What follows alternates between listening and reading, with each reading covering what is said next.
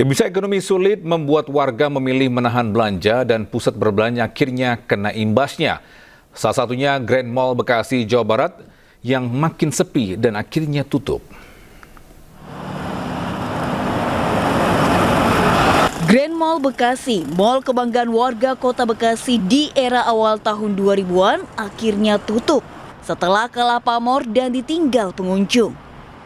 Seluruh tenan dan toko tutup sejak awal tahun ini, termasuk deretan toko pakaian, toko makanan, dan toko elektronik.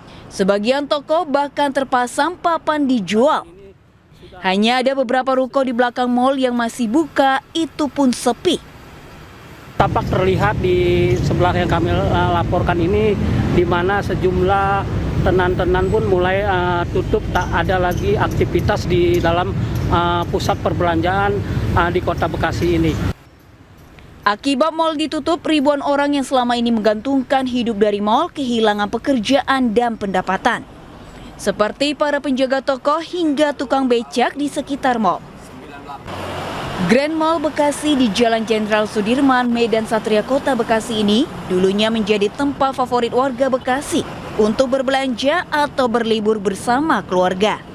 Namun sejak maraknya toko online, pamor mal ini mulai redup dan mencapai puncaknya 1 tahun terakhir seiring lesunya daya beli masyarakat.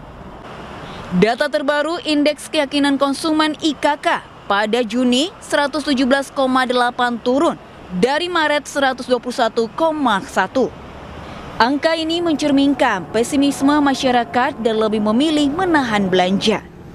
Dari Bekasi, Jawa Barat, Rahmat Hidayat, iNews melaporkan.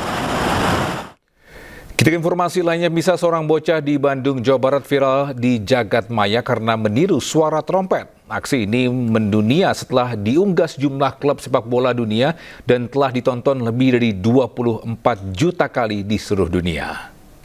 Halo guys, ada suara trompet nih guys. Cek sound, cek sound.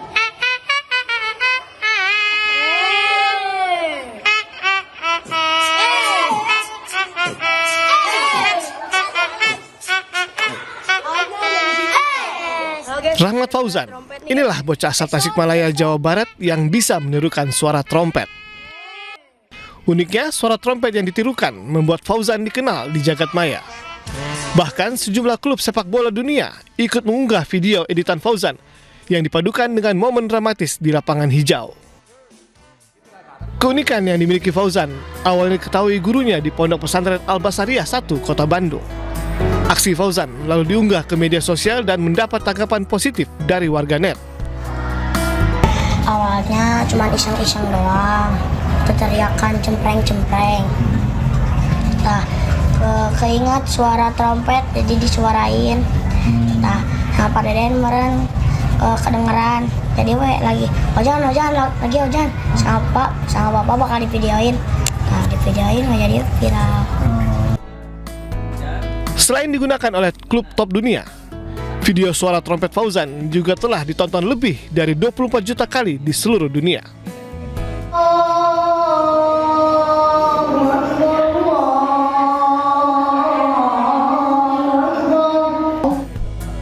Tidak hanya bisa menirukan suara trompet, suara azan pun merdu ketika azan. Sejumlah prestasi dari suara azan pun telah ia raih. Kita bersyukur kepada Allah Subhanahu wa Ta'ala atas anugerah suara yang ada istimewanya, karena di pondok pesantren nggak ada pelajarannya suara trompet, nggak ada.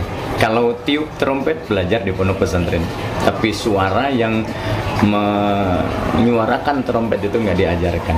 Tapi alhamdulillah dengan anugerah dari Allah Subhanahu wa Ta'ala ini terjadi sesuatu hal yang istilah pondok pesantren min haitsu la yahtasib, tidak kami kira dari awalnya. Meski kini dikenal di dunia maya karena keunikan suara trompet yang ditirunya, Fauzan tidak lupa untuk tetap belajar menempuh pendidikan dan bercengkrama dengan teman-teman di sekolah. Dari Bandung, Jawa Barat, Ervan David, iNews melaporkan. Ya, bisa jika Anda punya sofa atau kasur spring bed yang sudah tidak terpakai, kini tak perlu bingung lagi untuk membuangnya. Cukup isi website di milik DLH Jakarta, sampai sampah-sampah terbesar ini bisa dijemput ke rumah secara gratis.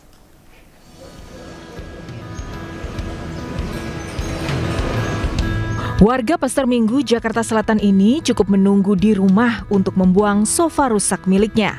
Tidak perlu repot karena tim Dinas Lingkungan Hidup Jakarta kini bisa menjemput dan mengangkut sampah ukuran besar langsung ke rumah warga tanpa dikenakan biaya alias gratis. Tak hanya sofa, warga juga bisa membuang lemari, kasur spring bed, meja, dan furnitur besar lainnya. Layanan ini dibuka agar limbah furnitur warga Jakarta ditangani secara tepat dan bertanggung jawab, bukan asal buang yang justru bisa mencemari lingkungan. Saya sih sangat senang sekali ya, karena ini divan secara ukuran besar tidak bisa diangkut oleh sampah reguler. Jadi agar tidak mencemari lingkungan Jakarta. Untuk bisa mendapatkan layanan jemput gratis sampah besar, Anda cukup mengajukan permintaan layanan angkut di website lingkunganhidup.jakarta.go.id dan klik layanan bulky waste. Setelah dilakukan verifikasi dan disetujui, tim DLH akan membuat jadwal penjemputan sampah. Semua pengajuan Anda bisa dipantau melalui website seperti Anda memantau pengiriman paket barang. Selain bisa dijemput langsung di rumah, warga juga bisa membuang sampah ukuran besar di 40 titik lokasi yang tersebar di seluruh kota Jakarta. Dari Jakarta, Amrina Rida, Rizky Julianto, iNews melaporkan.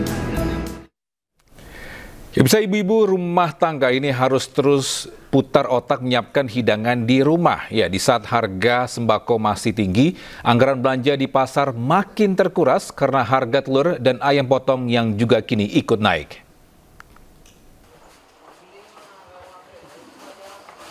Harga telur ayam di Pasar Kosambi, Kota Bandung terus mengalami kenaikan. Saat ini harga telur dijual hingga Rp32.000 per kilogramnya, padahal sebelumnya telur ayam dijual Rp26.000 per kilogram. Menurut pedagang, kenaikan terjadi mulai bulan September yang disebabkan kenaikan harga pakan ternak ayam petelur. Selain itu, kenaikan juga disebabkan meningkatnya permintaan dari program makan bergizi gratis dan dimanfaatkan para peternak dengan menaikkan harga telur. Akibatnya banyak konsumen yang terpaksa mengurangi pembelian, sementara pedagang tidak berani menyetok terlalu banyak barang dagangan. Kenaikan harga telur ayam juga diikuti kenaikan harga daging ayam potong di pasar tradisional di Kota Cimahi. Saat ini daging ayam dijual Rp42.000 per kilogramnya dari harga semula Rp34.000 per kilogram. Kenaikan juga diduga akibat kenaikan harga pakan dan tingginya permintaan pasokan untuk makan bergizi gratis. Situasi ini membuat sejumlah pembeli mengurangi pembelian mereka. Selain itu juga akibat daya beli menurun karena harga yang semakin tinggi. Masyarakat hanya berharap pemerintah dapat menstabilkan harga ini secepatnya. Tim Liputan iNews melaporkan. 4 orang satu keluarga tewas dalam kebakaran rumah di permukiman padat di Pademangan, Jakarta Utara, Rabu dini hari tadi.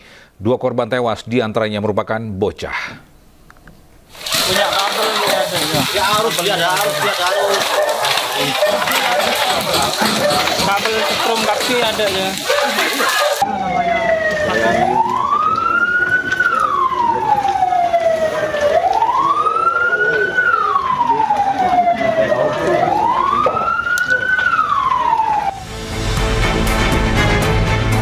Kebakaran menghanguskan 3 rumah 2 lantai semi permanen di Jalan Pademangan Raya, Jakarta Utara, Rabu dini hari.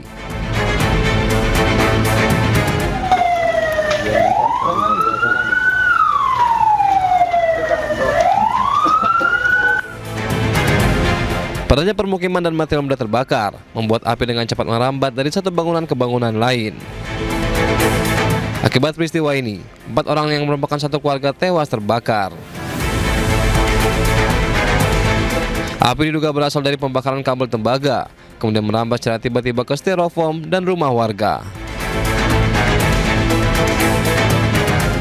Terbakar ada 4 kios. Ada korban Pak? Ada korban 4 orang. Penyebabnya masih dalam penyelidikan. Tadi dari info yang didapat dari yang bersangkutan yang punya rumah, katanya api berasal dari lantai 2 dari belakang. Keempat jenazah korban dibawa ke Rumah Sakit Cipto Mangunkusumo untuk diotopsi. Sementara pihak kepolisian masih menyelidiki penyebab pasti kebakaran. Dari Jakarta, Sofyan Firdaus, iNews melaporkan.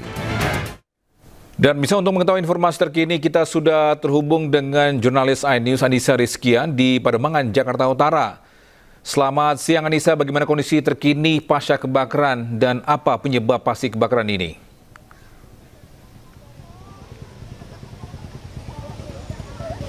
Ya, Togi dan juga pemirsa, kali ini saya akan ajak Anda untuk mendekat ke kawasan yang ini merupakan bangunan sisa dari kebakaran yang terjadi pada pukul sekitar 3 pagi tadi. Dan memang menurut informasi yang kami dapatkan begitu, ada 4 bangunan, ini semi bangunan permanen, di mana 2 bangunan Togi dan juga pemirsa ini merupakan warung makan yang biasa menjual aneka jajanan dan juga masakan. Biasa mereka gunakan untuk tempat berjualan, jadi untuk 2 bangunan ini memang tidak disinggahi atau para penghuninya biasanya meninggalkan lokasi ketika warung ini tutup begitu. Dan berbeda kalau bangunan yang ada di sebelahnya ini merupakan warung makan dan juga ada sebuah rumah yang memang dihuni, yang ini diduga memang keempat korban yang meninggal dunia ditemukan di rumah paling ujung, bangunan paling ujung, Togi dan juga pemirsa, yang mana keempat korban ini mereka satu keluarga, seorang ibu, kemudian ada seorang istri yang sedang hamil dan juga 2 anak. Informasi yang kami dapatkan, keempat korban ini sedang terlelap tertidur pada saat kebakaran itu terjadi, dan sang suami sempat menyelamatkan diri. Dan hingga saat ini pula kami mendapatkan informasi tidak hanya sang suami yang berhasil menyelamatkan diri, namun sejumlah warga yang ada di sekitaran lokasi kebakaran ini ada total 9 orang berhasil menyelamatkan diri. Dan informasi untuk saat ini memang dari 4 bangunan yang saat ini sudah terbakar dan kondisinya pun juga sudah tidak bisa terselamatkan, mulai dari barang-barang hingga beberapa bangunan pun juga sudah hangus, sudah tidak bisa disinggahi atau ditempati lagi. Dan kami pun juga masih menunggu dari pihak kepolisian berapa jumlah data warga yang terselamatkan dan juga hasil autopsi yang dilakukan oleh pihak kepolisian. Hingga kini juga kami masih menantikan juga bahwasannya warga yang terselamatkan atau warga yang menyelamatkan diri, apakah saat ini sudah kembali ke rumah yang saat ini menampung atau masih berada di rumah sakit. Kami masih terus menantikan informasi update-nya. Dan untuk kebakaran ini dipicu karena apa? Informasi yang kami dapatkan, api ini berasal dari lantai 2, yaitu bangunan yang berada di sebelah kiri. Dan kami pun juga masih terus menantikan apakah ini merupakan hasil dari pembakaran tembaga yang informasi beredar.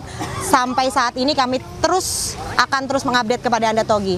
Demikian, saya kembali kepada terima kasih Anissa Rizky atas informasinya melaporkan langsung dari Pademangan, Jakarta Utara. Selamat bertugas kembali, Anissa.